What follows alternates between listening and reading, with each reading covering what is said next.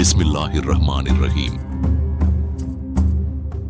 சுமார் 300 ஆண்டுகளுக்கு முன்பு மைசூர் சாம்ராஜ்யத்தை ஆண்ட மாமன்னர்கள் ஹைதர் அலி மற்றும் திப்பு சுல்தான் காலத்தில் கோவை மாநகரின் பெயர் சலாமாபாத் என்பதாகும். இந்த மாமன்னர்கள் பெயரால் கட்டப்பட்டதுதான் இந்த ஹைதர் அலி திப்பு சுல்தான் தக்னி சுன்னத் ஜமாத் பள்ளிவாசல், கபரஸ்தான் மற்றும் ஈத்கா.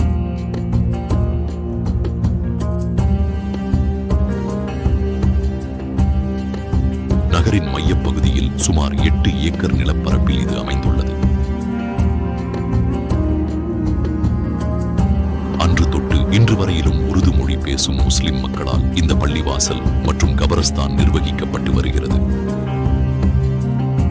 சுமார் 6 வருடங்களுக்கு முன்பு ஜனாப் சவுகத் அலி மற்றும் ஜனாப் NS கலீல் ஆகியோரது தலைமையில் தமிழ்நாடு வக்ஃபு வாரியத்தால் ஒரு இடைக்கால கமிட்டி அமைக்கப்பட்டது. ஒரு ஆண்டு மட்டுமே இருந்த அந்த பதவி காலத்தில் அவர்களின் சிறப்பான முயற்சியால் பள்ளிவாசல் கட்டிடம் புதுப்பிக்கப்பட்டது. பள்ளி முழுவதும் ஏர் கண்டிஷனர் வசதி செய்யப்பட்டது.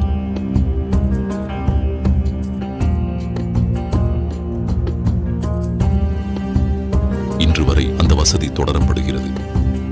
மையத்தடக்கத்திற்காக கபர்ஸ்தானுக்குள் சாலைகள் ஒழுங்குபடுத்தி சீரமைக்கப்பட்டது. வயதானவர்கள் கபரஸ்தானுக்குள் செல்ல வசதியாக ஒரு பேட்டரி கார் வாங்கப்பட்டது. அல்லாஹு தாலாவினுடைய 99 பெயர்கள் ஒளிரும் வண்ணமாக உள்பள்ளி முழுவதும் அமைக்கப்பட்டது. வெண்பளிங்கு கற்களால் மெஹ்ராப் அமைக்கப்பட்டது. இந்த சிறப்பான பணிகளை முடித்த ஜனாப் சவுகத் அலி மற்றும் ஜனாப் NS கலீல் அவர்களின் தலைமையில் 21 பேர் கொண்ட வேட்பாளர்களை வரும் ஆகஸ்ட் 10 ஞாயிற்றுக்கிழமை அன்று தங்கள் வாக்குகளை அளித்து வெற்றி பெற துஆ செய்யுமாறு கேட்டுக்கொள்கிறோம்.